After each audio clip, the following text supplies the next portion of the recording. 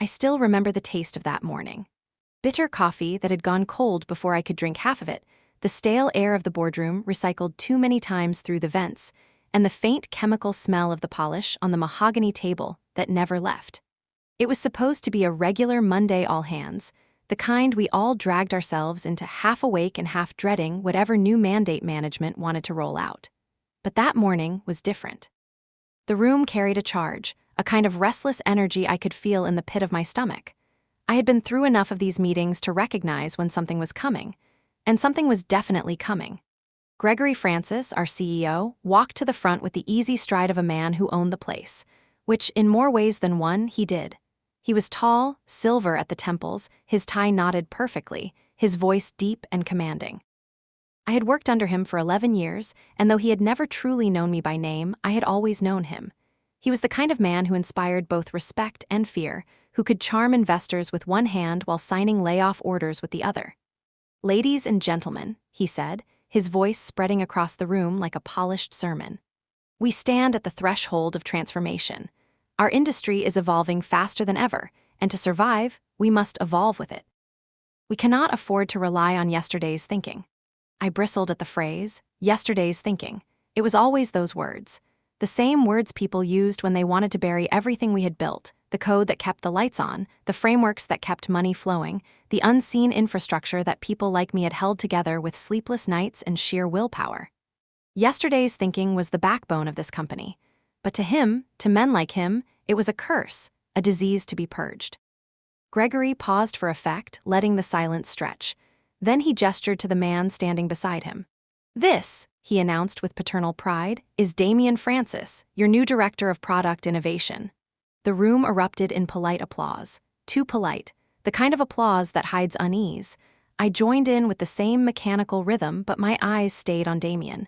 He was young, younger than me by almost a decade. He wore a suit so sharp it could have sliced through glass, a suit that probably cost more than my mortgage. His hair was styled with precision, his jawline clean, his smile dazzling.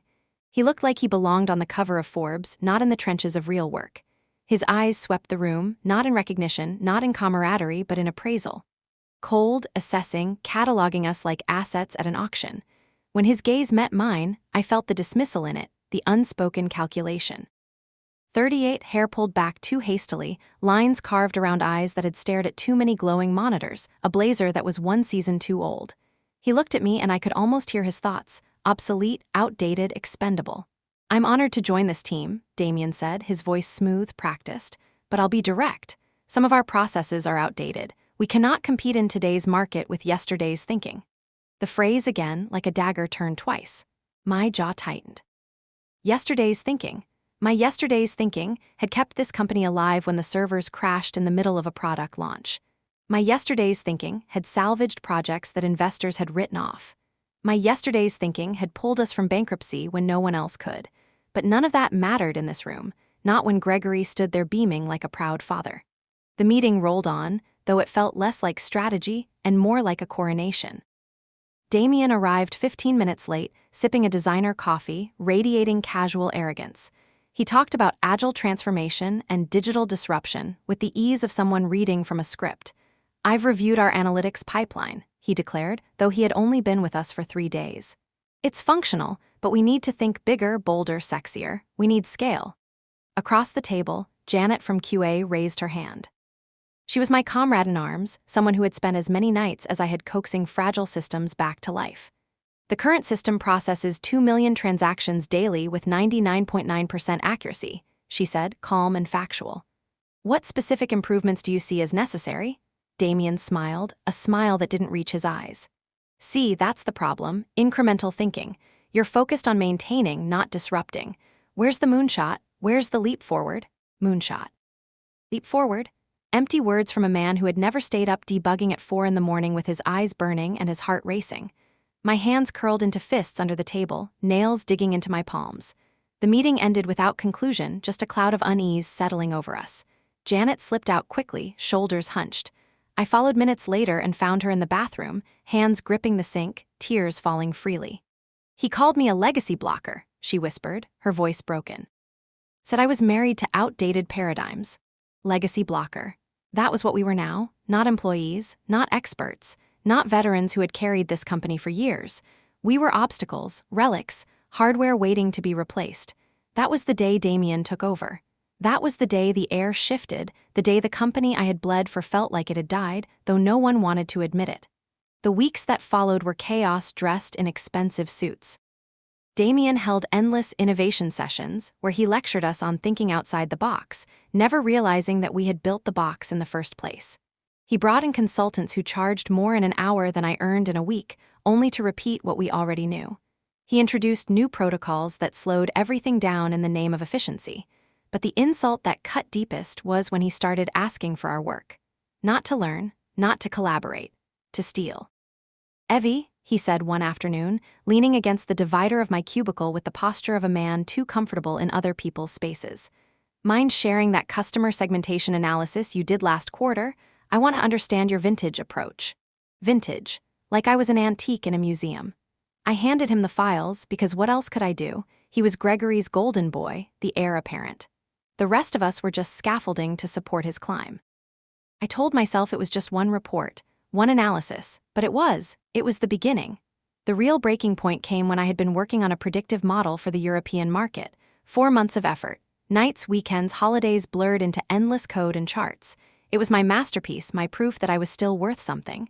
Damien asked to see it for educational purposes. A week later, I watched in silence as he presented it in his deck to the board. My slides, my charts. My insights, with one small edit, my name replaced with his. I confronted him after the meeting, anger shaking my voice. "That was my work, Damien, my code, my framework." He didn't flinch, he didn't apologize, he didn't even look ashamed. "It's all about the company," he said, adjusting the cuff of his expensive shirt. "Who cares whose name is on it? What matters is results. Besides," he added with a smile that made my stomach churn, "I'm the face of innovation here. It makes sense for me to present our best work. Our best work." My work transformed into his. That night I sat in my car in the parking lot long after everyone else had gone. The windows fogged with my breath, my hands trembling on the steering wheel. I wasn't crying. I was too furious for tears. 11 years of loyalty erased with a shrug. 11 years of sacrifice reduced to a footnote in his narrative. But anger, I learned, has a way of solidifying into something sharper. As I finally drove home, the fury hardened into resolve. If Damien wanted my work, I would give it to him. But I would also give him exactly what he deserved. The next morning, I came into the office earlier than usual. The air was still, the hum of the servers filling the silence. There was something about being there before everyone else that steadied me, gave me the illusion of control. I sipped from my thermos stronger coffee than anything from the cafe Damien flaunted and stared at the glowing screen. I opened the predictive model. My baby. My months of labor written in lines of code, in charts that told stories of markets and regulations. Every cell in every spreadsheet had a purpose, every graph was a window into the future. It was more than just numbers. It was my defense, my shield, my proof that I mattered. And now it was his trophy. He had paraded it in front of the board as though it had sprung fully formed from his mind. I could still hear the echo of their applause. I could still see the smug tilt of his smile. But as I stared at my code, something inside me shifted. For the first time in years, I wasn't thinking about how to protect the company or how to carry its dead weight on my shoulders. I was thinking about how to protect myself. I had always documented everything.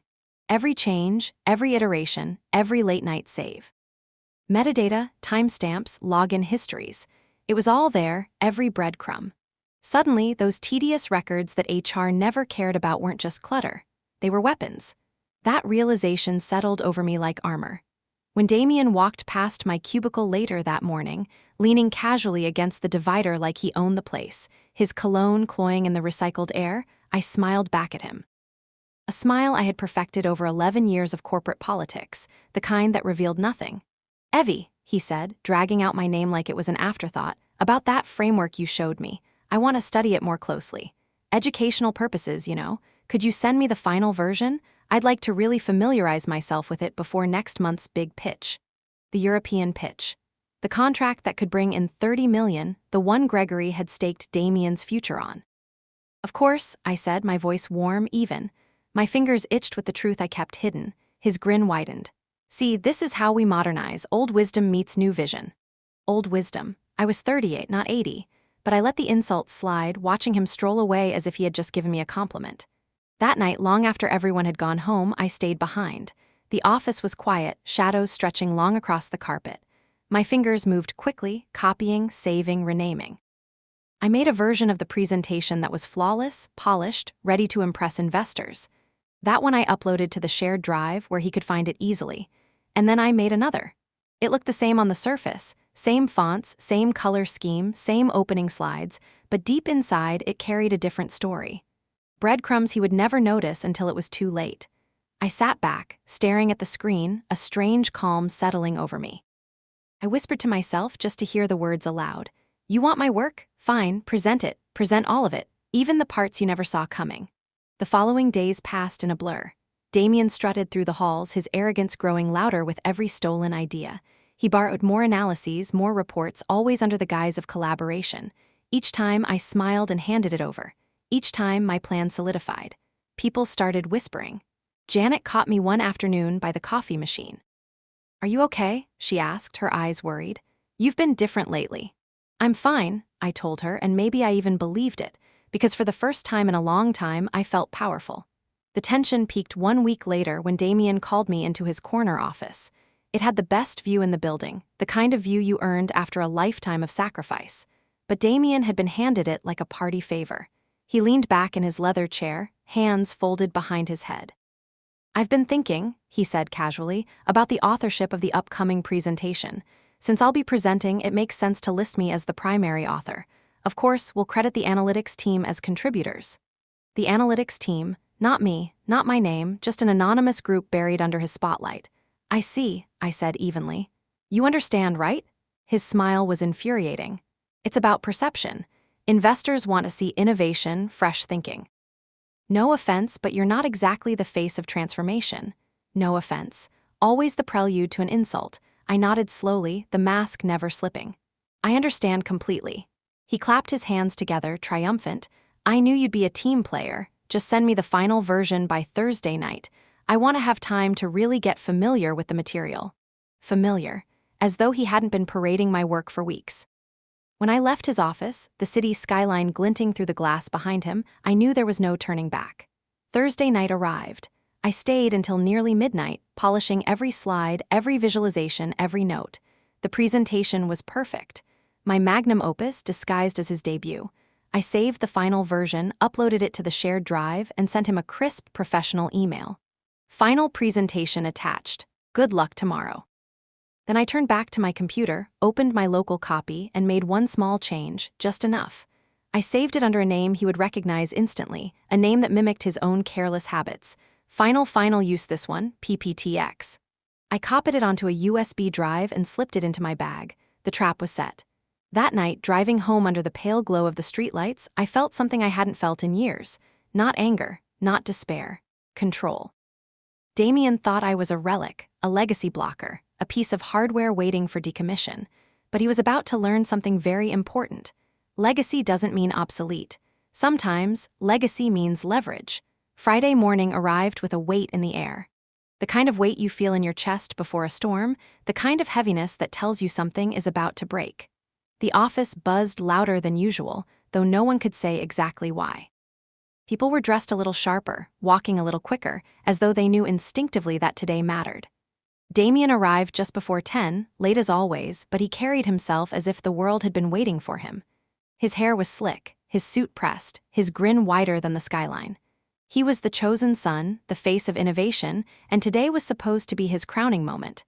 He breezed past my cubicle, tossing me a glance that was equal parts arrogance and triumph. Thanks again, Evie, he said, as if I had just lent him a stapler instead of months of my life's work. This is going to be huge. I lifted my coffee, forcing a smile. I'm sure it will be. Inside, my heartbeat thudded steady and deliberate. The USB in his hand gleamed silver under the fluorescent lights. He thought he had won. He thought I was nothing more than a stepping stone. And that was exactly why he would never see it coming. The boardroom was packed. Executives, investors from France and Japan, assistants darting about with tablets and notepads. The air smelled faintly of cologne and nerves. Gregory sat in the front row, beaming with fatherly pride, his hand already poised to applaud. I took a seat near the back, hands folded in my lap, face calm. My laptop sat in my bag, the real presentation tucked safely inside. No one looked twice at me. I was invisible again, and that invisibility was my weapon. Damien strode to the podium with all the confidence of a man who had never been told no. He plugged in the USB, the one I had so carefully named, and began. "Ladies and gentlemen," he said, his voice smooth, polished, "our company stands at the precipice of transformation. What you're about to see is not just data. It is the future of pharmaceutical intelligence." My words, my opening line stolen and repackaged. The first slide appeared, professional and clean. The investors nodded politely. The second slide followed, still safe, still part of the decoy. Damien relaxed, his grin widening as he gestured with practiced ease. Then came slide 4. The chart bloomed across the screen slowly, each bar building like a drum roll. The title read, "Correlation between nepotistic hiring and corporate failure rates." The room shifted. A cough broke the silence. One of the French investors leaned forward, eyebrows raised. Damien's hand froze on the clicker. His voice stammered. Technical difficulties." Slide 5 appeared, case study, the dangers of unqualified leadership. Photos of failed companies filled the screen, their downfall traced directly to nepotism. A murmur rippled through the room. Gregory shifted in his chair, his face tightening. Damien clicked frantically. Slide 6 appeared, time allocation, actual work versus credit claimed. A pie chart filled the screen, half-labeled taking credit. Beneath it, screenshots of Damien's calendar, long meetings, flashy lunches, and 0 work sessions. Gasps, whispered voices. The investors leaned closer, no longer passive. Gregory half rose. "Perhaps we should take a short break?" "No," said Madame Dubois, one of the French investors, her voice cutting through the noise like a blade. "Continue." Damien's face drained of color, but his hand kept clicking. Slide 7. Bright Comic Sans letters, "Why Legacy Employees Matter." And beneath it, in bold font, "Presentation stolen from Evie Francis." The silence that followed was absolute. Cold. Violent. The kind of silence that destroys reputations in a single breath. I sat back, my expression carefully neutral. Inside, adrenaline raced like fire through my veins. This was it. The moment the tide turned. Damien tried to laugh, but it cracked in his throat. "This is some kind of mistake." Click. Slide 8 appeared, screenshots of emails. His request for my files. His words, "Vintage approach for reference educational purposes." Dates, times, signatures. The investors were no longer whispering. They were staring, hard, sharp, calculating. My trap had sprung. Gregory rose to his feet, fury vibrating in his frame. "This presentation has clearly been tampered with." Damien shut it down. But the investors didn't look at Gregory.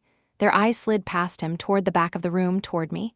"Is this true?" Madame Dubois asked, her voice calm but deadly. I stood slowly, not dramatically, not seeking attention, just enough. Every head turned. "Yes," I said, my voice steady. "The framework Damien is presenting was created by me. I have the real version here, with full documentation."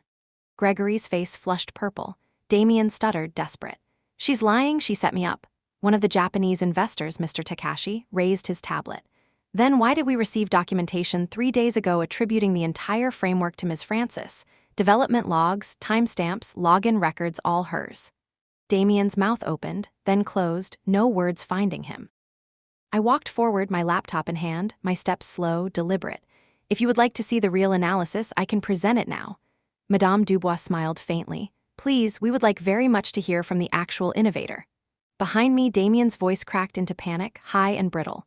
"This is sabotage. She sabotaged me." I turned just enough to glance at him. "No, Damien, sabotage is stealing 4 months of someone's work and calling it innovation. This," I raised the laptop, the weight of my labor in my hands, "this is quality control." I stepped to the podium. The storm had broken, and for the first time in 11 years, I was no longer invisible. The room felt like a courtroom now. Not a boardroom, not a pitch session. The mahogany table became the judge's bench, the rows of investors became a jury, and Damien stood at the podium as a defendant caught in his own lie. I plugged in my laptop, my fingers steady despite the adrenaline racing through my body. The first slide appeared on the screen, clean, professional, precise. "Ladies and gentlemen," I began, my voice even, "this is the real European market penetration framework. 4 months of work, built on proprietary algorithms and validated with 18 months of backtesting." The air shifted. Heads bent forward, tablets raised. The skepticism that had hung heavy moments ago began to morph into curiosity. I clicked to the second slide. Charts unfolded with elegance, every bar and line carrying weight. Our competitors consistently miss regulatory entry windows by an average of 3 to 4 months. That delay equates to $40 million in lost revenue on average. This model predicts those windows with 94% accuracy. Gasps, murmurs. Even Mr. Takashi, whose face had been carved in stone since the meeting began, gave the slightest nod. Damien slumped into a chair, his face pale, eyes darting wildly as though searching for a hole to crawl through. Gregory sat rigid in the front row, jaw tight, fury radiating off him like heat. I continued. This isn't about flashy buzzwords or disruptive rhetoric. It's about precision, anticipating what others miss, delivering results before competitors even realize what's happening. I clicked through slide after slide, my voice steady, my knowledge unshakable. I answered every question without hesitation, citing data I had lived, breathed, and built with my own hands. The investors weren't just listening anymore. They were leaning forward, captivated. For the first time in years, they weren't seeing me as a background figure. They were seeing me, Evie Francis, the creator, the innovator. 45 minutes later, I reached my final slide. A simple sentence, no embellishment, no animation. The question is not whether we can compete. The question is whether we are ready to stop talking about innovation and finally deliver it. The silence that followed wasn't the silence of shock anymore. It was the silence of recalculation, the silence of respect. Madame Dubois closed her tablet and looked at me directly. Who else has seen this framework internally? The development team who implemented infrastructure, I replied carefully. But the architecture, the analytics, the predictive model itself, those are my work. And Damien? She asked, her gaze sharp. He requested access for educational purposes. I complied with my director's request. Educational. The word hung in the air like poison. Mr. Takashi gave a low sound that could have been a laugh. Educational indeed. The door burst open. Gregory stormed back in, his face flushed, his composure cracked. This is unacceptable, he barked, his voice straining to maintain authority. This meeting is over. On the contrary, Madame Dubois said smoothly, this meeting has only just become valuable. Gregory froze, caught between anger and desperation. Damien cowered beside him, eyes darting like a trapped animal. You have a governance problem, Mr. Takashi added, his tone icy. Your director of innovation attempted to present stolen work to secure a $30 million partnership. That is fraud, Gregory tried to spin it. There has been a misunderstanding. No misunderstanding, Dubois interrupted, her French accent cutting sharp.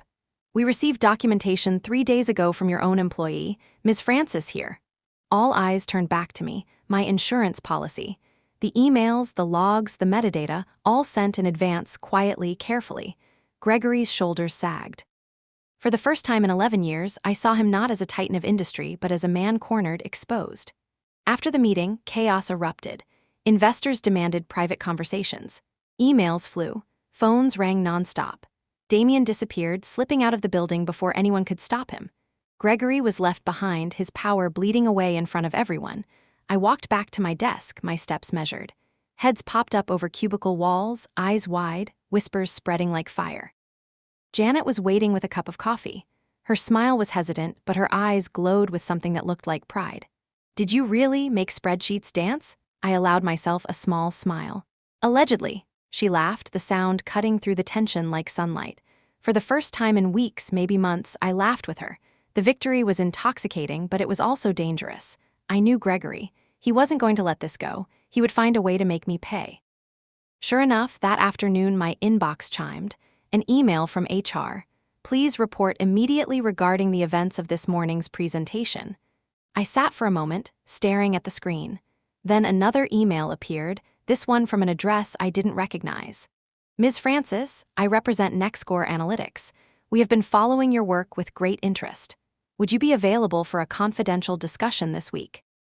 I leaned back in my chair, coffee warming my hands, the city skyline stretching beyond the glass. For 11 years, I had been invisible. But today I had forced them to see me. And this was only the beginning. If part 2 had been about survival, part 3 was about strategy. After the boardroom explosion, the company didn't collapse overnight, but the cracks were there.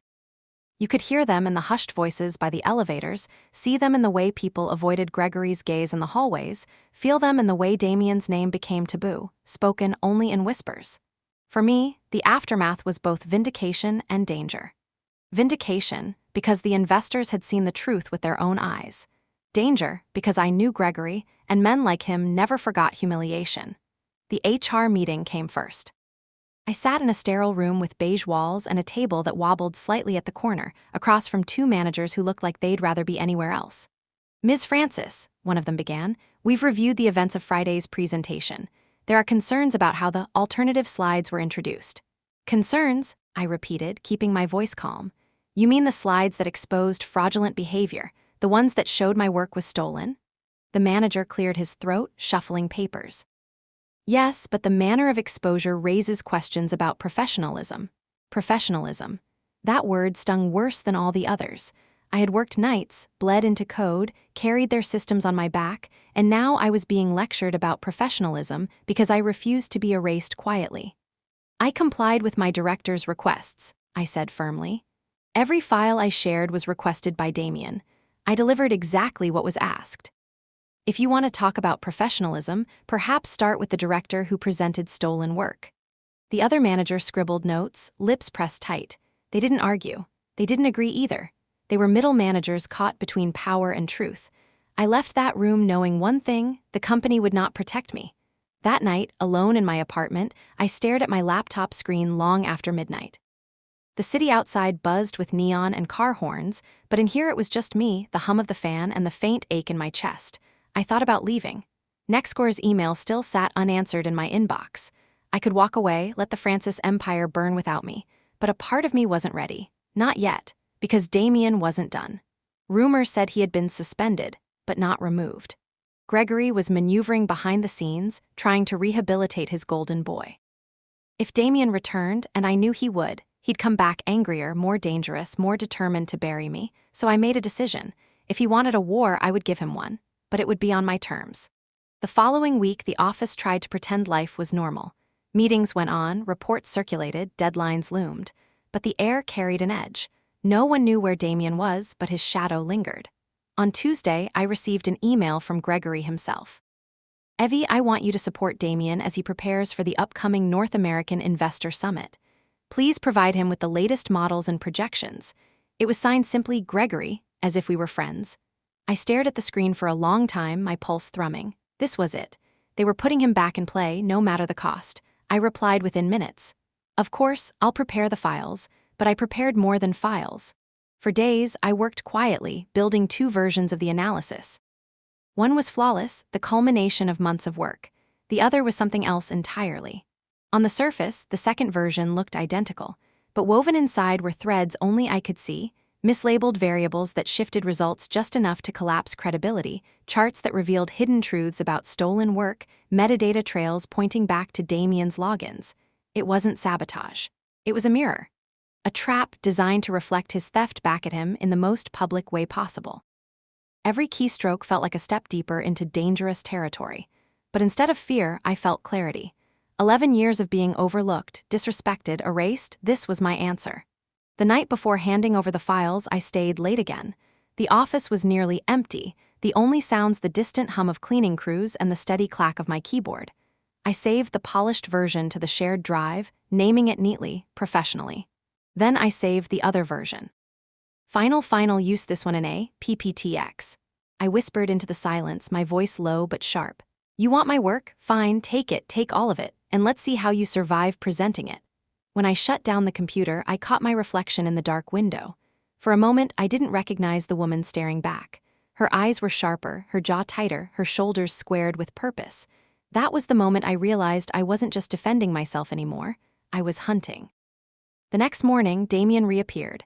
He swept into the office as if nothing had happened, his confidence restored, his suit impeccable. He didn't meet my eyes, didn't acknowledge the storm he had caused. He simply leaned on my cubicle wall, tapping his fingers against the divider. "Got those files for me?" he asked casually, like we were still in some charade of collaboration. I turned in my chair, meeting his gaze evenly. "Of course, they're in the shared drive. Files marked clearly for you." He smirked, pushing off the wall. "Knew I could count on you, Evie. That's why you've lasted so long, you know how to play the game." As he walked away, USB in hand, I felt the faintest smile tug at my lips. "Yes, Damien, I know how to play the game, I just don't play to lose." Wednesday arrived with a peculiar quiet. The office buzzed like normal, but there was an undercurrent of tension, a charge no one admitted. Damien strutted through the corridors, a golden boy reborn, smug with the confidence of someone who had survived a near disaster without consequences. I watched him from my desk, fingers poised over the keyboard, pretending to review minor analytics while quietly observing. Every gesture he made, every step, was a data point. The way he tapped his foot impatiently, the subtle flick of his pen, the way his eyes roamed the office as if marking territory, all of it told me the level of arrogance he brought to the North American summit. He had no idea what was coming. By late morning, Gregory had scheduled a pre-meeting briefing. Damien was supposed to walk through his slides, practice, and receive approval. The room smelled of coffee and expensive cologne. Assistants buzzed back and forth with tablets and laser pointers. I slipped in quietly, laptop in my bag, keeping to the back, as invisible as I could manage. "Let's begin," Gregory said. His voice was tight, but he wore the mask of calm authority. Damien strutted to the front, unzipping his sleek leather laptop bag with all the grace of a man who thought the world belonged to him. I could feel the trap humming quietly in the USB he carried. He didn't notice. He couldn't. The first slides went smoothly. Damien gestured confidently, his voice smooth, polished. The investors nodded, and Gregory allowed himself the tiniest look of pride. He was already imagining the headlines, the praise, the applause. I sipped my coffee, eyes calm, watching. Every slide, every gesture, every click of the mouse was a note in the symphony I had composed. Then came the slides with subtle manipulations. On the surface, they looked identical to what Damien had expected. Beneath, variables had shifted ever so slightly. Predictive charts now highlighted anomalies, inconsistencies that only someone paying attention would notice. Historical data suggested errors. Tiny breadcrumbs pointed directly to where Damien had claimed work as his own. A bead of sweat formed at his temple as he clicked through a chart showing revenue projections. Something didn't add up. He squinted, trying to reconcile numbers. "Wait a minute," he muttered under his breath. I could hear it, the faint tremor in his voice, the first ripple of panic. Investors leaned forward, murmuring. "These figures don't match last week's submission," one said. Another pointed to a bar chart. "And these allocations, they don't make sense." Damien tried to click to the next slide, but the numbers refused to align with the narrative he had rehearsed. His smug composure started to crack. Gregory's jaw tightened. "Damien, explain." His fingers fumbled over the clicker. It's a calculation error, probably a formatting issue." "Formatting." Madame Dubois' voice cut through the air like a whip. "This is not a trivial error. It's systemic. It suggests misuse of data." Damien's confidence faltered. The golden boy facade cracked, revealing the panic beneath. I remained in the back, calm, deliberate. The USB was invisible to everyone but him, and he had brought it to the podium, carrying my trap unknowingly. Every minor discrepancy, every shifted decimal, every highlighted inconsistency was a breadcrumb trail leading to the truth. His theft, his arrogance, his reliance on stolen work.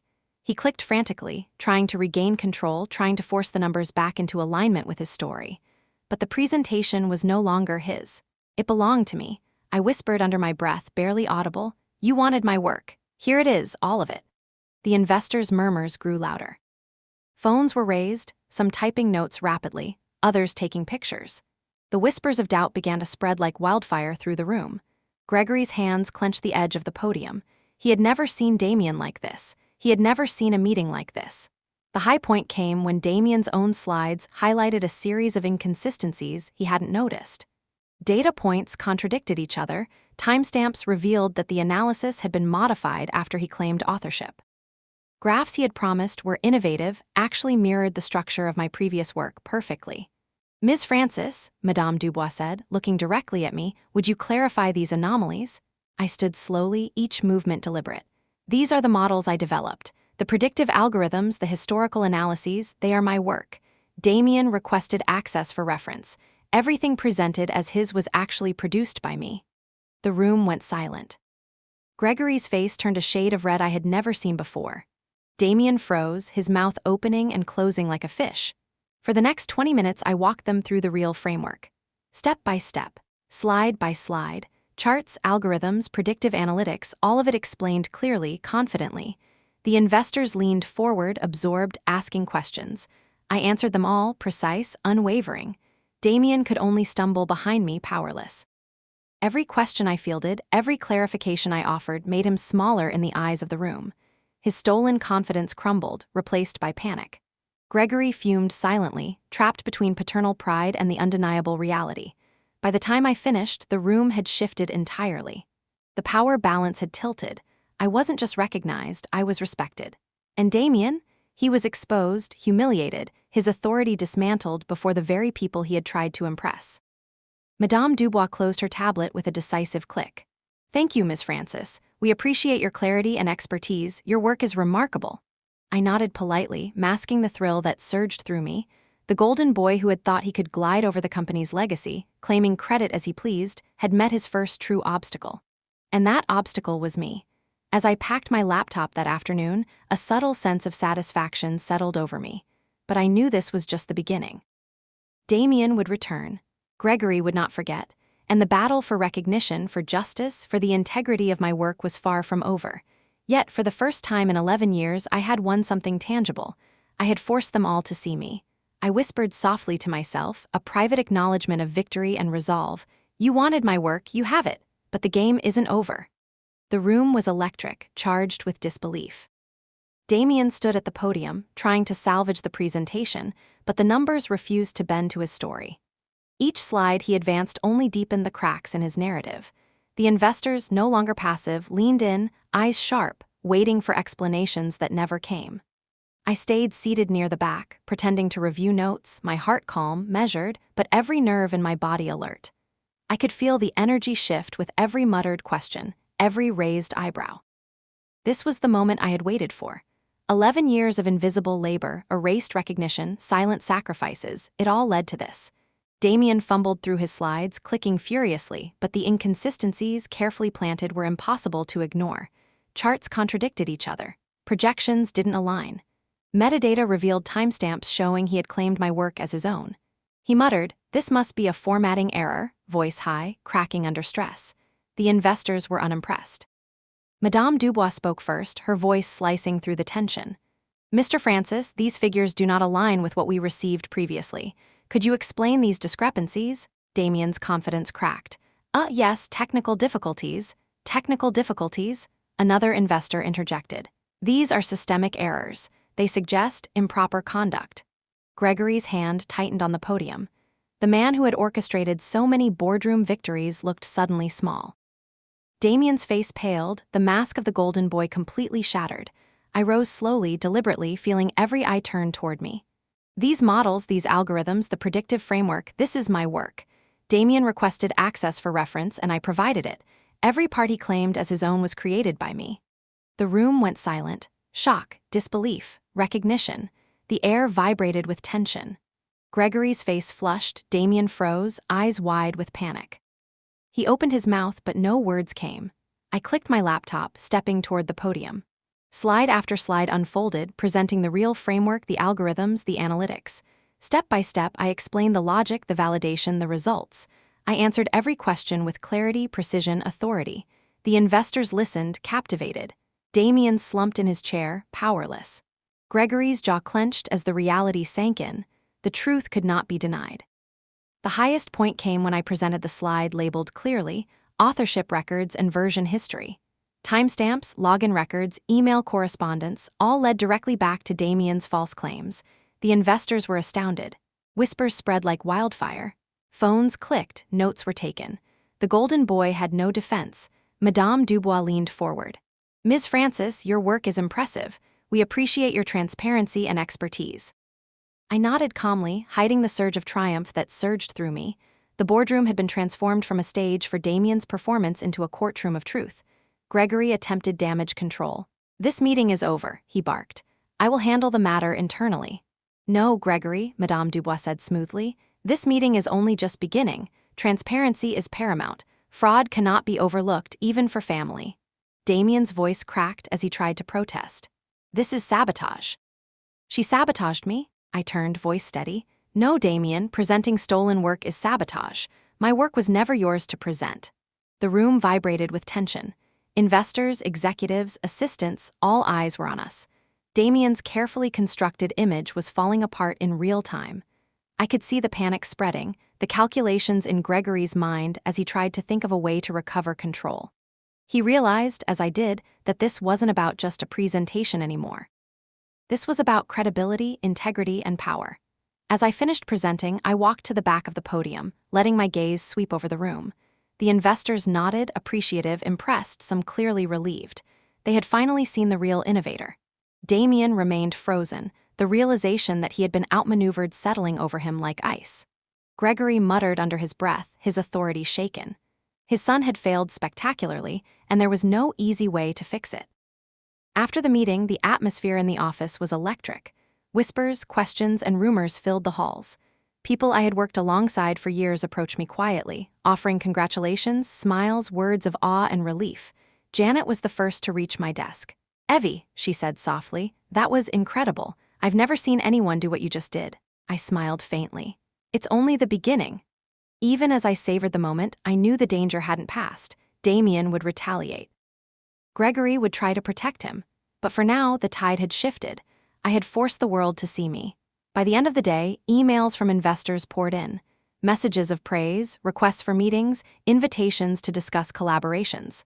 One email in particular caught my attention. "Ms. Francis, we are deeply impressed by your presentation. NextScore Analytics would like to explore a partnership.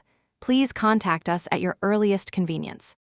I leaned back in my chair, heart pounding, eyes scanning the skyline beyond the glass. For 11 years, I had been invisible, overlooked, silenced. Today, I had not just survived, I had emerged victorious. The battle was far from over. Damien would return. Gregory would scheme, but I had made my move, and the boardroom now knew whose work it truly was. The storm had broken. The landscape had changed. And for the first time, I felt like I was truly in control. By mid-afternoon, Damien had retreated to his office, but the damage was done. His confidence was gone, replaced by a pale, twitching panic. The corridor outside his door buzzed with whispers and curious glances. Employees peeked into the office, but no one dared speak. The golden boy had fallen, and everyone knew it. Gregory, meanwhile, sat at the front of the boardroom, face tight with controlled fury. I could see the calculations behind his eyes: damage control, blame distribution, ways to save face. But the truth had teeth. It could not be tamed. I returned to my desk, trying to focus on clearing some tasks, though my mind replayed every moment of the presentation. The investors' reactions, Damien's silence, Gregory's fury. Every detail etched itself into memory. My phone buzzed. A message from HR. "Ms. Francis, please see us immediately regarding the fallout from the morning meeting." I leaned back, exhaling slowly. HR, the neutral ground. They would mediate, try to calm the storm, but I knew better. They were merely messengers, powerless to change the fact. The boardroom now recognized who had done the work, who had taken the risk, who had delivered results. I walked into HR, my steps measured. 2 managers looked up, expressions tight. "Please sit," one said, gesturing to the chairs. I did, hands folded. Calm. "Ms. Francis, first, congratulations," the other manager began. "Your presentation was impressive, but Gregory has raised concerns about the manner in which the material was handled." "Manner?" I asked. "You mean exposing fraud, presenting facts, ensuring investors see the truth?" They flinched, scribbling notes, unsure how to respond. "You understand, of course, the potential implications," one said carefully. I nodded slowly. "Yes. And I also understand the risks of letting fraud go unchecked." They exchanged a glance. They knew I was untouchable here. The investors' scrutiny would protect me. I was no longer invisible. Word traveled fast. By late afternoon, whispers of what had occurred in the boardroom had reached every floor. Colleagues approached me quietly, offering congratulations, words of admiration. A few asked what had happened, their eyes wide with awe. I smiled politely, letting them think it was all spontaneous genius, though they had no idea how deliberate every step had been. Janet appeared again, clutching a mug of coffee. "Evie, I don't even know how to describe it. You completely dismantled him. I thought he might survive this, but no, he's finished." I gave a small, almost imperceptible nod. "It's not over. He'll try to come back, he always does. But this time, the boardroom knows who the real innovator is. That counts for something." Later, Gregory called an emergency meeting. The boardroom was tense. Executives hovered by the door, phones in hand, ready to record or transmit. Damien sat at the edge of his chair, white-knuckled, shoulders hunched. He had no words, no excuses, only a growing awareness that he was exposed. Gregory tried to assert authority. This morning was unfortunate, but we will investigate further. Damien has been under extraordinary pressure and pressure. One investor cut in, voice sharp. This was more than pressure. This was fraud, misrepresentation, and incompetence. You cannot simply gloss over it. Gregory's face turned crimson. He attempted to regain control, but the room had shifted. The balance of power was no longer his. I stayed quiet, observing. Every twitch of Damien's face, every flush on Gregory's cheeks, every whisper between investors was data I absorbed. I did not intervene. My moment had passed. My work had spoken louder than any words I could offer, and yet beneath the surface I could feel the tension coiling. The corporate hierarchy would not forgive easily. Damien would not disappear quietly. Gregory's ego was massive, and he had been publicly humiliated. The storm was far from over. By the evening, HR and executives were consolidating notes, drafting statements, preparing for fallout. Damien had been called in for a private debrief, likely a mixture of lecture, reprimand, and veiled threats. Gregory lingered in the office, pacing, muttering to himself, trying to formulate a narrative that could save face. Meanwhile, my inbox pinged repeatedly. Investors' emails, internal requests for clarification, messages from potential collaborators outside the company. Among them, one stood out. From NextScore Analytics, Ms. Francis, we are impressed by your expertise and leadership. We would like to discuss a confidential opportunity. Please contact us at your earliest convenience. I smiled faintly, leaning back. For the first time in over a decade, my skills, my diligence, my perseverance were recognized. As the city lights flickered on outside the window, I reflected on the day. Damien had fallen, Gregory was shaken, and the boardroom had finally acknowledged my work. But the lesson was clear. Visibility comes at a cost. Every act of recognition brings scrutiny, every step forward invites resistance. And yet, for the first time, I felt a measure of satisfaction.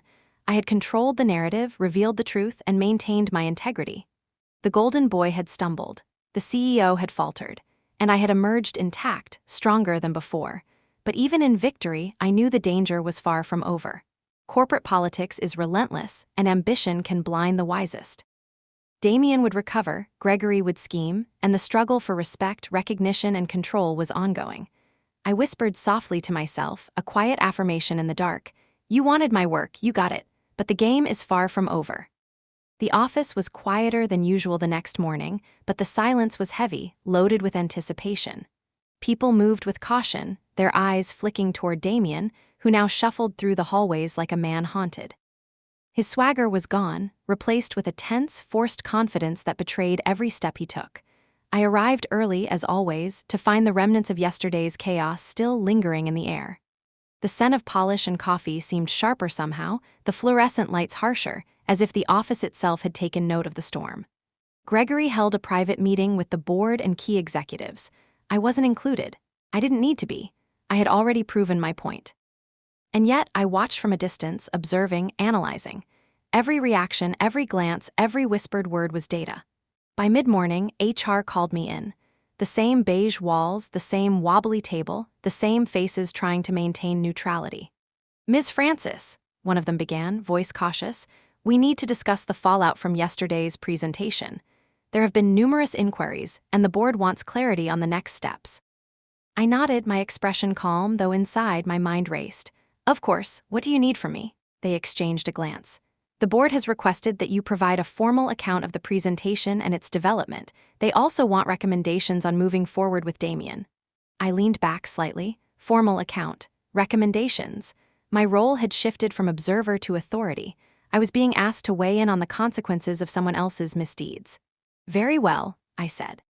I'll prepare the documentation and recommendations immediately. Back at my desk, I began drafting a detailed report. Step by step, I documented the development of the predictive model, the analytics framework, the exact contributions of the team, and the series of requests from Damien. Every email, every log file, every timestamp was accounted for. As I worked, I could feel the weight of responsibility pressing down. This report wasn't just a formality, it was a record of truth that would shape the company's response. And truth in this environment was a weapon. By late afternoon, I submitted the report. HR confirmed receipt and hinted that the board would review it in an emergency session. I returned to my desk, sipping coffee, watching the office dynamics shift subtly. People no longer avoided me. they gave small, respectful nods as they passed. The recognition was quiet but unmistakable. Damien, on the other hand, moved with caution, speaking little, avoiding eye contact. His usual entourage had disappeared. Even the junior analysts who had previously flanked him like shields kept their distance. Gregory called an emergency executive session. The boardroom buzzed with tension. The agenda: evaluate Damien's position, assess potential legal exposure, and determine the company's next steps. I wasn't present physically, but I had been briefed by HR. I knew every argument, every defense, every desperate justification Damien would attempt, and I knew that the board would have my documentation in hand. Investors and executives alike were rattled. The morning's revelation had far-reaching implications. Not only was Damien's credibility destroyed, but Gregory's judgment as a CEO was being questioned. How could he have allowed a subordinate, his own son, to claim ownership of another's work so blatantly? Rumors spread fast. Whispers of lawsuits, internal investigations, and investor scrutiny filled the corridors. Employees speculated on how much of the North American summit's fallout would trickle into their departments, their projects, their evaluations. I observed silently. The chessboard had been set, and pieces were moving. By evening, I received a message from NextScore Analytics. Ms. Francis, we have reviewed the recent developments at your company and are impressed with your professionalism and leadership. We would like to discuss potential collaboration. Please let us know your availability. I leaned back, letting the words settle. Opportunity, recognition, a path forward beyond the chaos. But the office wasn't finished with its lessons. The battle for control and integrity was far from over. I thought of Damien, pacing in his office, trying to figure out how to salvage even a shred of his reputation. He would attempt countermeasures, manipulations, perhaps even deception. Gregory would maneuver to protect him, out of paternal instinct and ego. The weight of the coming days pressed down, but I had the advantage: documentation, evidence, and the undeniable truth. As night fell, the city outside my apartment glimmered with lights, each one a small beacon of life continuing despite chaos. I poured a glass of water, taking slow sips, thinking through the steps I would take next. The consequences of yesterday were still unfolding, but I was ready. Tomorrow, Damien would return. Gregory would strategize, the board would deliberate, and I would continue to observe, to act, to ensure that truth and integrity held their place. I whispered to myself, quietly, a mantra for the coming storm: you cannot hide from facts, you cannot outrun truth, and I will ensure they are seen. The next morning felt like walking into a battlefield calm before the storm. Office was alive with whispers, the clatter of keyboards sounding louder than usual, each step of employees careful and deliberate. Everyone knew something had shifted. Damien's aura of untouchable authority had dissipated, replaced by tension and dread.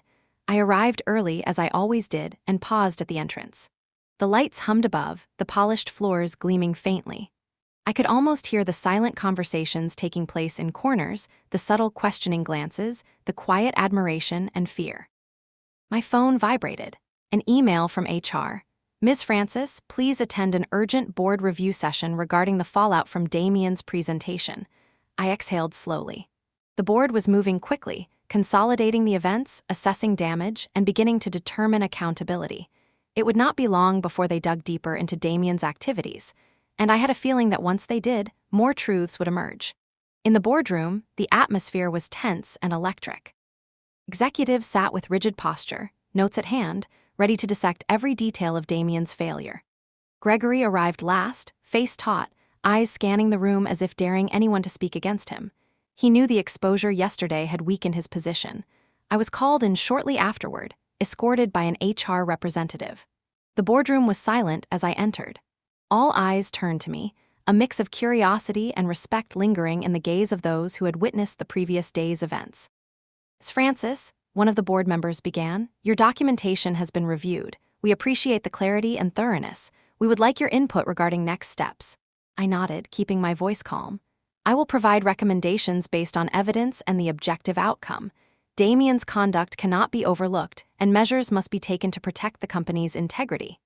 Gregory's eyes flicked toward me, a mixture of disbelief and restrained anger. He could not undermine me now. Not with the board having my records in hand. Over the next hour, we went through every piece of evidence. The emails, the logs, the timestamps, everything pointed to the same conclusion. Damien had presented work that was not his.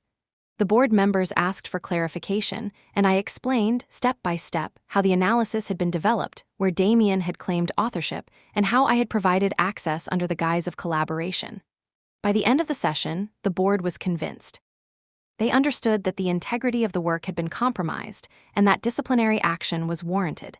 Damien had been humiliated, his credibility shattered, and Gregory's judgment was now in question. I left the boardroom quietly, letting the weight of the day settle. Outside, whispers had already started circulating. People speculated on the repercussions for Damien, the potential reshuffling in upper management, and my role in stabilizing the situation. That afternoon, I received a message from NextScore Analytics. Ms. Francis, following recent developments at your company, we would like to schedule a confidential discussion regarding potential collaboration. Please advise your availability. A small smile crept onto my face. Recognition. Opportunity. A way out if I chose it, but I did not. Not yet. There was still work to do. The company needed to face the full consequences of Damien's actions, and Gregory needed to understand the gravity of the choices he had made. As the week progressed, Damien became increasingly isolated. His office, once a hub of activity, was now quiet, save for the occasional muttered conversation through the door. Gregory attempted to manage the narrative, but every effort was undermined by the facts I had documented. Investors began asking pointed questions, and legal counsel quietly advised that internal measures be taken immediately. By Thursday, a formal investigation was underway. Damien was ordered to provide accounts of all project interactions, communications, and documents he had claimed. HR monitored the situation closely. Gregory sat through these proceedings with a forced composure, realizing that his son's actions had placed the company's reputation at risk. I remained at my desk, observing, documenting, and preparing for any eventuality.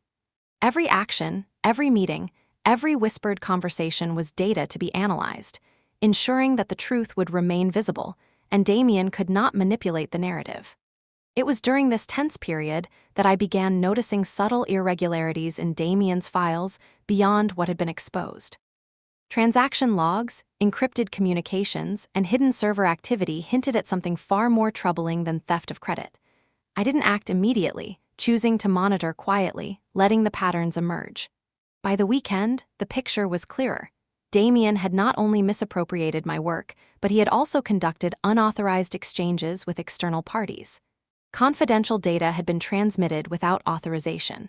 The magnitude was staggering. This went beyond personal theft. It threatened the company's intellectual property and competitive advantage. I documented everything meticulously, preparing a separate dossier for the board, knowing that the consequences would be far-reaching. Monday arrived with a palpable sense of anticipation. Executives gathered in the boardroom to review the findings. Gregory was present, his pride battered but his control still intact in appearance. Damien entered cautiously, aware that the investigation had escalated beyond simple embarrassment. The head of internal investigations spoke. We have identified several unauthorized transmissions of sensitive data from Mr. Francis, accounts to outside entities. This includes analysis, predictive models, and proprietary research. A murmur swept through the room. Gregory's face went pale. Damien tried to speak, stammering apologies and excuses, but the weight of evidence was undeniable. I remained seated, calm, observing the reactions. The board members now had every detail I had collected, including evidence of theft, misrepresentation, and unauthorized data handling. The room's energy was tense, electric, charged with the realization that the situation had escalated far beyond anything imagined. By mid-afternoon, it was clear that formal consequences were imminent. Damien was suspended pending further review, and Gregory faced scrutiny from the board regarding his oversight and response. The company's legal and compliance teams worked quickly to ensure the investigation was thorough and transparent. I received another message from NextScore, reaffirming their interest. But I ignored it for now, my focus entirely on the fallout and ensuring that justice, not just temporary vindication, was achieved. Evening fell and the city lights glimmered outside my apartment window. I poured a glass of water, reflecting on the past week. The consequences had begun to unfold. Damien's career was in jeopardy, Gregory's judgment questioned, and the board had finally acknowledged the truth. But beneath the surface, I could sense that more revelations were waiting. Patterns hinted at actions taken in secrecy, and the full extent of Damien's recklessness was yet to be fully realized. I whispered softly, a quiet affirmation to myself: truth is unstoppable. Actions have consequences, and I will ensure that those consequences are seen and understood. The morning felt heavier than usual. Even the sunlight streaming through the glass walls seemed muted, as if the office itself was holding its breath. Damien had been suspended, Gregory's face remained taut with tension, and yet the undercurrents hinted that this was far from over. Something deeper, more insidious, lurked beneath the surface. I arrived early, as was my habit, scanning the office for subtle shifts. Employees were quiet, eyes darting toward Damien's empty office, whispers half heard about what might come next. The corporate rumor mill worked overtime, but I didn't need speculation. I had been observing patterns for weeks. There were discrepancies, small, almost imperceptible at first, in Damien's activities before his downfall. Encrypted communications, anomalous server logs, and transfers of proprietary data. At first, I had ignored them, attributing them to carelessness. But as I pieced the puzzle together, a terrifying possibility emerged. Damien had gone beyond theft of credit. By mid-morning, I quietly confirmed it. Files had been transmitted to external entities, competitors, unknown parties outside the company. This wasn't just a personal vendetta or an act of ego. This was corporate espionage, a betrayal that could cost the company millions. I documented everything meticulously. Every log, every timestamp, every trace of the external connections. I cross-referenced them with Damien's access and actions. By the end of the morning, I had a dossier that would make any legal team sit up straight. The problem was timing. Revealing this prematurely could cause chaos, but delaying too long might allow Damien, or worse, Gregory, to cover tracks. I had to choose carefully when to unveil it. In the early afternoon, the board convened again.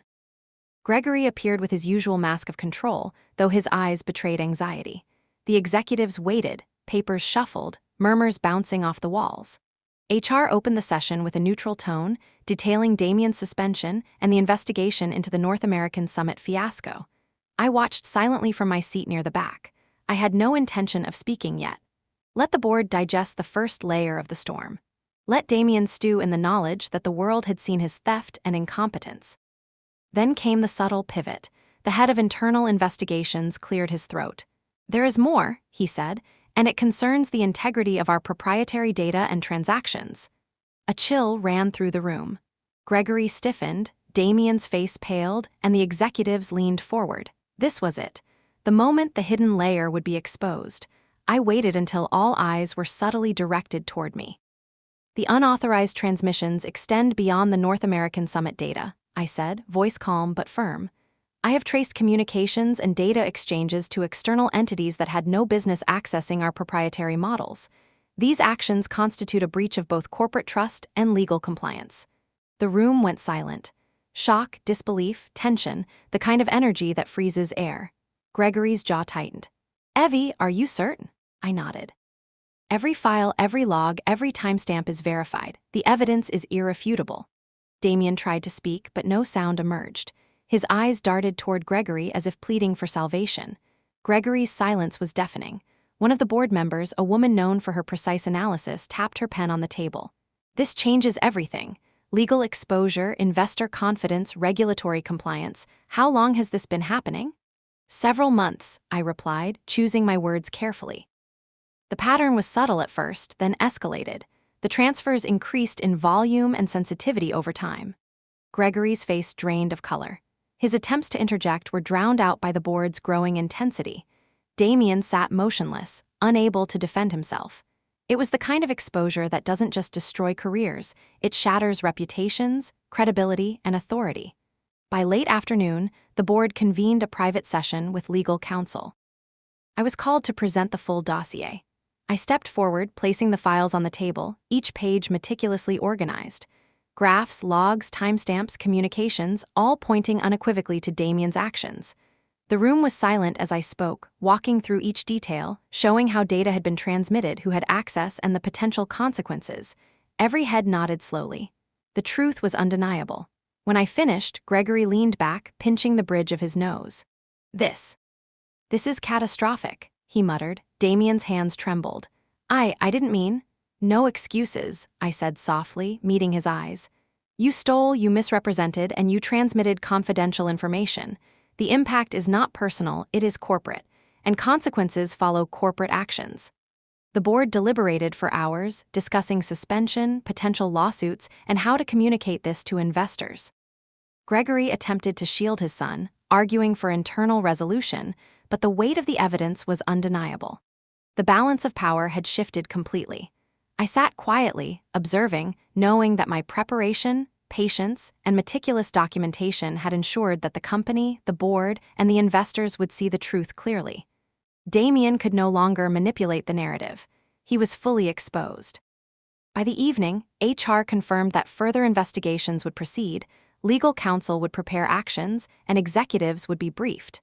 Damien remained suspended, Gregory under scrutiny, and I had solidified my position not only as the true innovator, but as a guardian of integrity within the company. Even as night fell, the tension lingered. The consequences were far-reaching, and the repercussions would continue to unfold. But for the first time, I felt a sense of resolution. The trap had been fully revealed and the stakes had been raised. Damien's actions could no longer be ignored, and the board had the evidence to act decisively. I whispered to myself quietly, feeling the weight of the moment. Truth cannot be hidden, deception cannot survive scrutiny, and those who betray trust will face the consequences. The boardroom felt suffocating, the kind of heavy air that presses down on your shoulders and reminds you that every eye is watching, every action measured. Damien sat at the edge of his chair, fingers drumming nervously on the table. Gregory stood at the front, jaw tight, eyes darting between executives, and I sat calmly, knowing I held the key to everything. The head of internal investigations began. Our further review has uncovered multiple unauthorized transmissions of sensitive company data to external entities. This includes predictive models, proprietary analytics, and confidential market analysis. A hush fell. The words hung in the air like thunderclouds. Gregory's face lost all color. Damien's mouth opened, then closed, no sound coming out. I leaned forward slightly. These transmissions correspond directly to Damien's accounts. Logs, timestamps, and network records confirm external access that was neither authorized nor disclosed. The evidence is irrefutable. Gregory's hands clenched the podium. Are you certain, Evie? His voice quavered slightly, betraying panic beneath the surface. Yes, I said firmly, maintaining eye contact. Every transaction, every communication, every data packet has been traced. The scope and scale of these unauthorized actions are extensive. The board members shifted uncomfortably. The weight of the revelation was clear. This was no longer about stolen credit or misrepresentation. This was corporate espionage, a betrayal that could bring legal, financial, and reputational consequences crashing down on the company. Damien tried to speak. I didn't. Enough, I interrupted, my voice low but sharp. Your actions speak louder than any excuse. You have not only stolen work but compromised the company's competitive position. A murmur ran through the room. The executives exchanged glances, calculating. Gregory's face was taut, jaw muscles flexing as he struggled to assert control. His ego, carefully maintained for decades, was crumbling under the undeniable truth. One of the board members, a sharp-eyed woman with a reputation for cutting through corporate games, leaned forward. This is serious. External transmissions of proprietary data constitute a breach of legal compliance and fiduciary duty. Mr. Francis, explain yourself. Damien's eyes darted toward Gregory, silently begging for salvation. It was for strategic purposes. Competitive intelligence? No, I said, voice steady. It was unauthorized, it was deliberate, and it is documented. There is no strategic justification that overrides corporate policy or legal compliance. The room went silent again. Every head turned toward Damien. Every gaze was sharp, accusatory. He slumped further into his chair, the golden boy mask shattered, the man exposed as reckless, arrogant, and dangerous. Gregory tried to intervene. This is an overreaction. We can manage this internally. He made mistakes, yes, but... Mr. Francis, one board member interrupted, voice precise, your oversight failed. You allowed this to happen.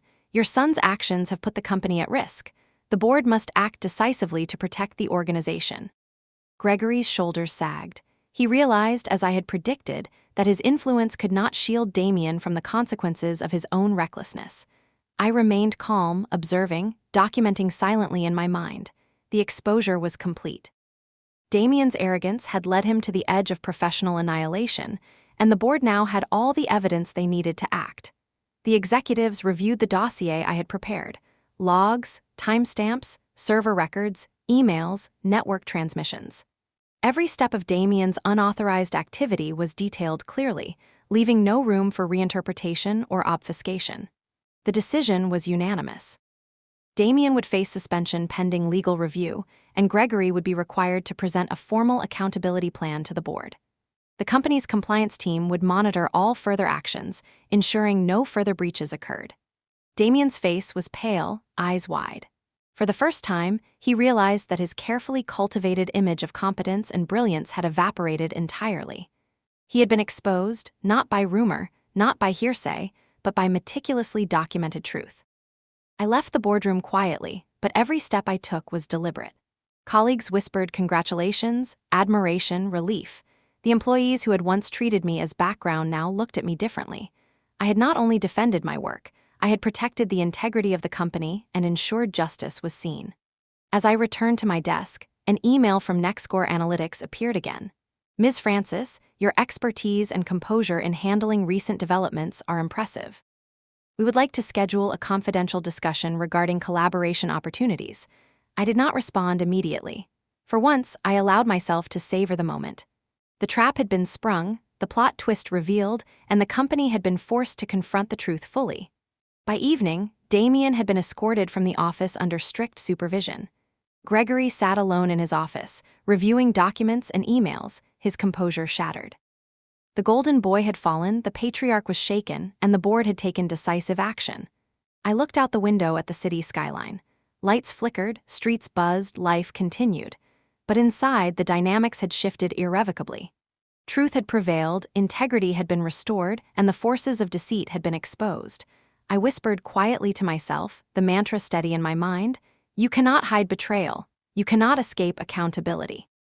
And I will ensure that every consequence is visible, undeniable, and final. The first morning after the board had dealt with Damien and Gregory felt strangely quiet. The office had returned to its usual rhythm, but the tension that had weighed on the company for months had lifted, at least in part. I walked through the corridors with an unfamiliar lightness, my steps measured but free. I no longer needed to dodge glances or shrink into the background. I had been seen. Messages from investors and collaborators flooded my inbox, expressions of admiration and interest. Among them, NextScore Analytics email stood out. Ms. Francis, we are eager to discuss collaboration. Your leadership and integrity are exactly what our organization seeks. Please advise your availability. I paused, reading it twice. Opportunity, recognition, respect. A path that led beyond the chaos and toxicity I had endured for over a decade. I spent the morning packing up the few personal items from my office. A framed photo of my first coding team, a small cactus that had survived more neglect than I could count, and a mug with a faded logo from my early days. Every item was a memory of hard work, resilience, and silent victories. As I carried my things to the elevator, colleagues whispered congratulations, some awkwardly, some with warmth. Their eyes no longer dismissed me. I had earned their respect, and the atmosphere reflected it. Damien was gone. The board had suspended him pending legal review. Gregory's authority was shaken. The environment I had endured for years, the subtle erasure of my contributions, the theft of credit, the constant undermining, was finally giving way to truth and accountability. By mid-morning, I arrived at a small cafe near the office, my laptop and documents in tow. It was the first time in months I had allowed myself to enjoy coffee without tension in the shoulders or the gnawing anxiety of unseen eyes. I opened my inbox again. Messages from NextScore, from investors impressed by my integrity and skill, invitations to discuss collaboration opportunities.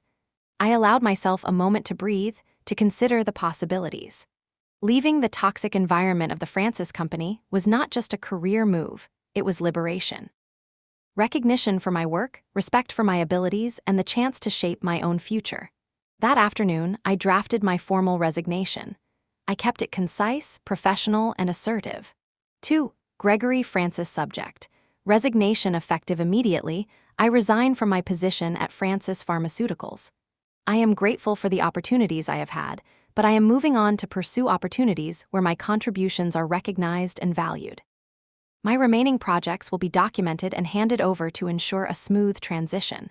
I hit send with a steady hand, feeling the tension leave my shoulders like air released from a balloon.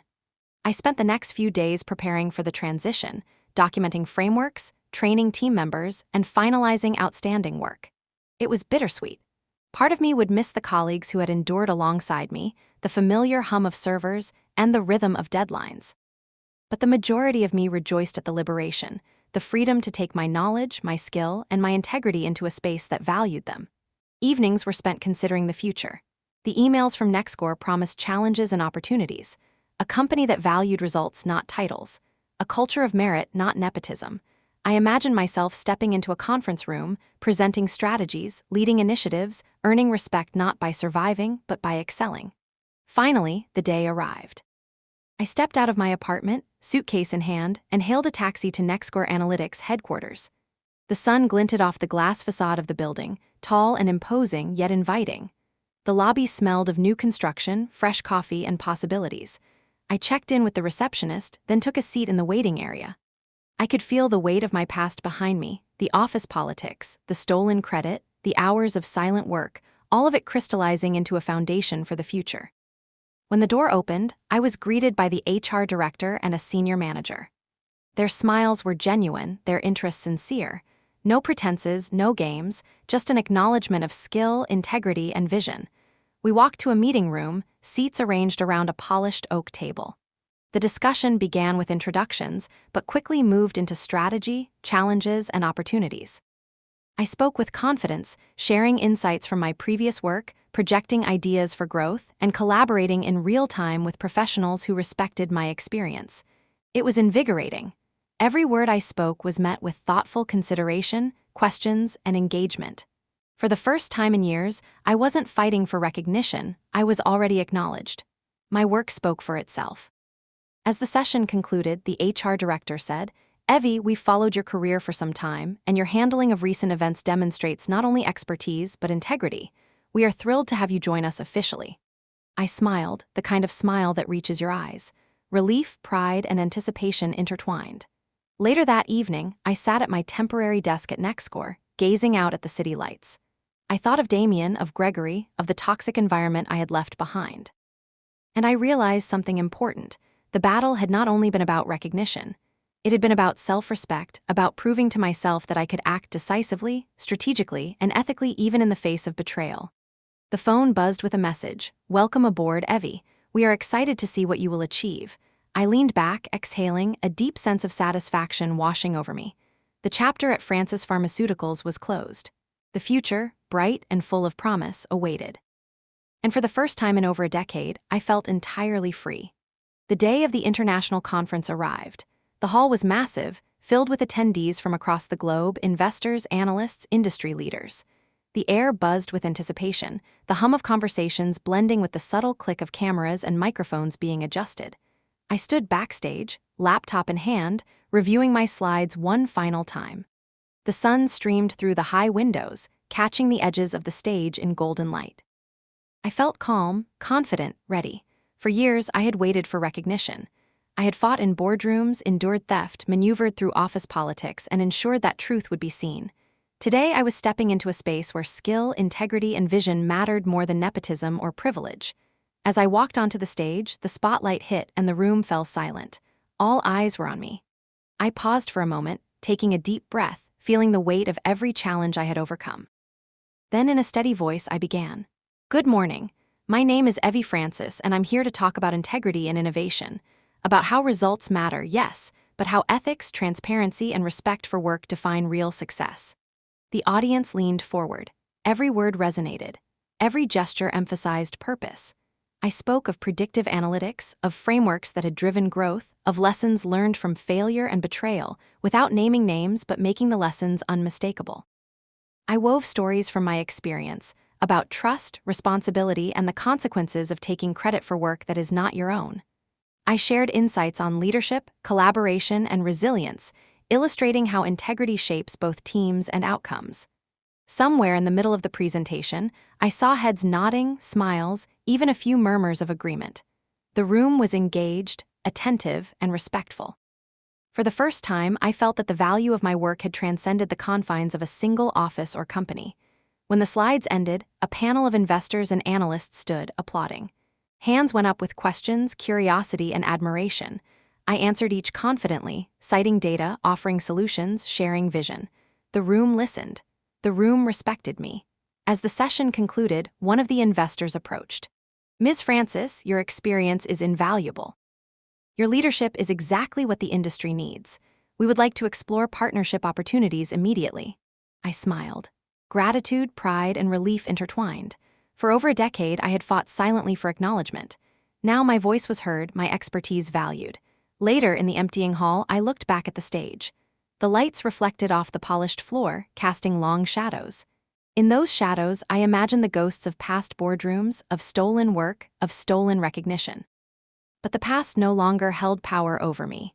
Damien's downfall was complete. His reputation tarnished beyond repair, his legal and professional consequences unavoidable.